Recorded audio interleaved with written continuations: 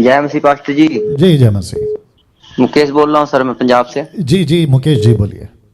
हाँ जी सर, मेरा प्रश्न है आपसे। कहते हैं लुक्का 13 का ना 11 का 13। जी बोलिए।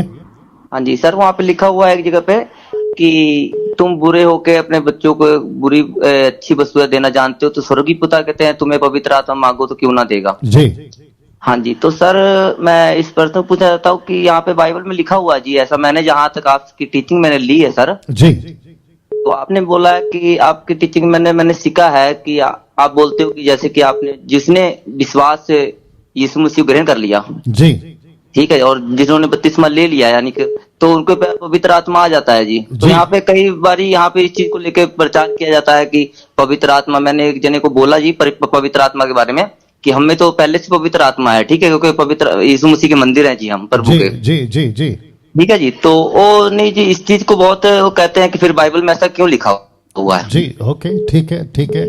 ओके मुकेश जी आप पंजाब से हैं राइट? हाँ जी सर। ओके तो कम से कम 1550 लोग अभी लाइव देख रहे हैं और आपको भी सुन रहे हैं, तो मैं आपसे कुछ पूछूंगा, आप भी जरा जोर से जवाब देना जैसे अभी आप बात कर रहे हो, ठीक है? जी सर। जितने दर्शक हैं मैं आपको बता दूं कि इनका प्रश्न यह है कि लूका की किताब 11 का 15 कुछ उन्होंने कोट किया था, क्या है 11 का 13 उन्होंने कोट किया था, जहां पे यीशु ने कहा है कि तुम अगर पवित्र आत्मा मांगोगे तो पिता तुम्हें क्यों नहीं देगा, ठीक है ना? मैं आपसे एक प्रश्न पूछता हूं मुकेश जी, सोच समझ के जवाब देना, ठीक है?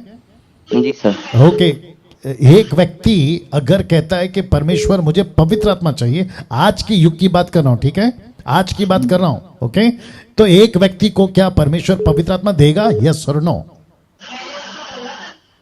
ओके ओके ओके, शायद आप थोड़ा लेट कर गए जवाब देने में, शायद आप कंफ्यूज हो गए, मैं वापस पूछ रहा हूं। एक व्यक्ति दास दासी लड़का लड़की पुरुष स्त्री कहता है कि प्रभु मुझे पवित्र आत्मा चाहिए, तो क्या परमेश्वर उसको देगा नहीं देगा? सीधी बात। ओके देगा। दूसरा प्रश्न पूछ सकता हूं? जी सर। जी, कितनी बार मांगना है उसको? एक बार मांगा दे दिया, क्या वापस दूसरे दिन फिर मांगना है उसको? नहीं सर, दूसरी बार तो नहीं मांगना है, हमें पता मिल गया है। तो इसका मतलब क्या हुआ फिर? इसका मतलब ये हुआ ना कि आपने मांगा, परमेश्वर ने दे दिया, और परमेश्वर ने हम सबके लिए कब दे दिया? जिस दिन पेंतिकोस्त का दिन आया उस दिन दे दिया ना भैया। जी सर। तो फिर अब तो मांगने का सिस्टम खत्म।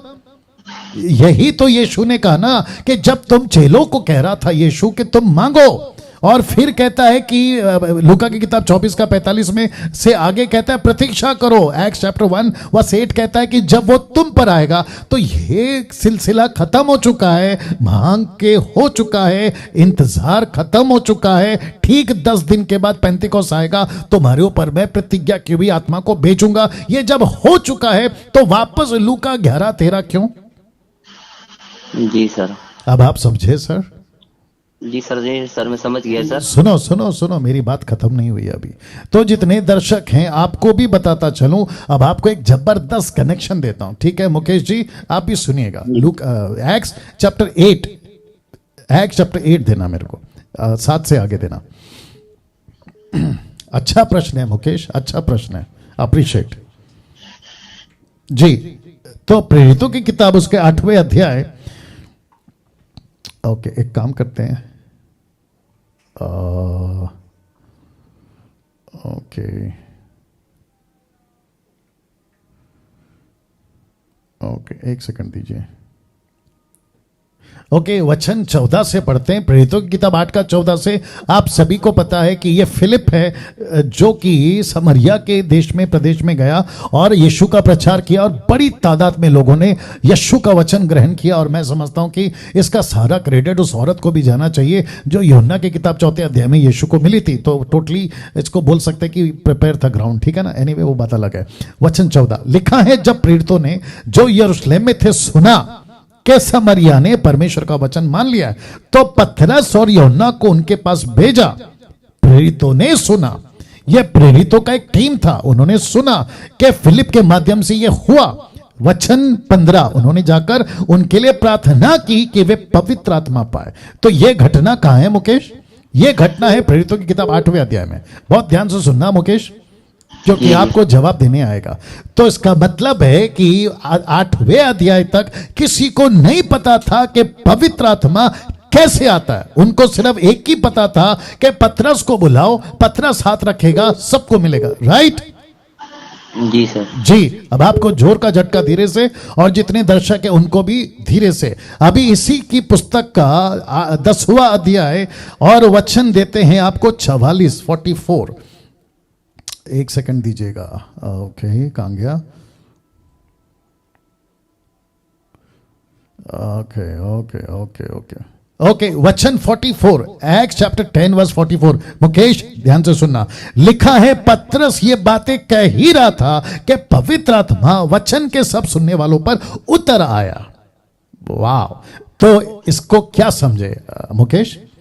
इसको ये समझेंगे कि जब तक नहीं पता था कि पवित्र आत्मा कैसे आता है, तो पतरस को और यूहन्ना को बुला बुला के कहते थे प्रार्थना करो आएगा, प्रार्थना करो आएगा, और आता था। लेकिन जब पवित्र आत्मा ने कहा कि ओके, इनका डायरेक्शन चेंज आ रहा है, इनकी डॉक्ट्रिन अलग बन रही है, ये क्या कर रहे हैं, पतरस को ही बुला रहे, अब मैं क्या करता हूं, मैं खुद उतर जाऊंगा। तो यहां पे लिखा है कि पवित्र आत्मा किसी के हाथ ना रखते हुए भी उतर गया। इसका मतलब क्या है मुकेश?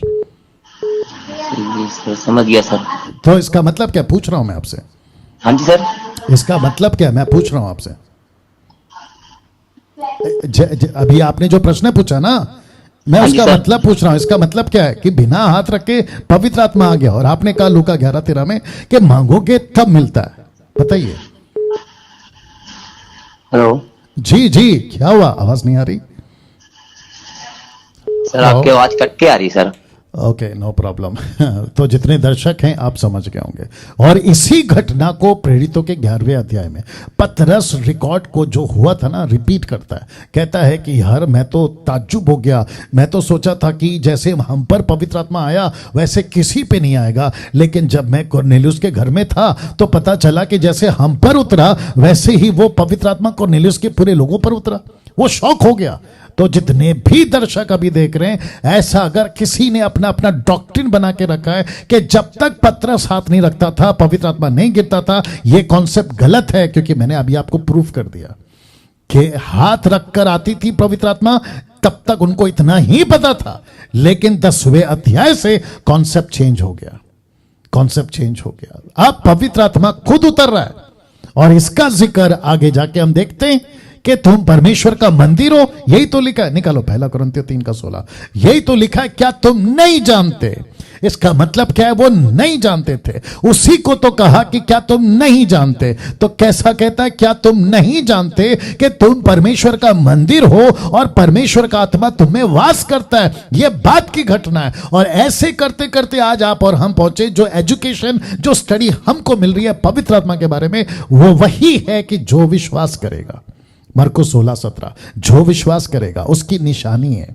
निशानी क्या है? वो मिरेकल्स कर रहा है, दुष्ट आत्मा निकल रहा है। कैसे निकल सकता है? और लिखा है ना 1 कुरिन्थियों 12:3 में कि बिना पवित्र आत्मा के हम यीशु को प्रभु नहीं बोल सकते। तो सैल्वेशन तो दूर की बात है। तो कन्विक्ट कौन करता है? पवित्र आत्मा। मैं कितना प्रचार करूं इसके ऊपर, कर चुका हूं।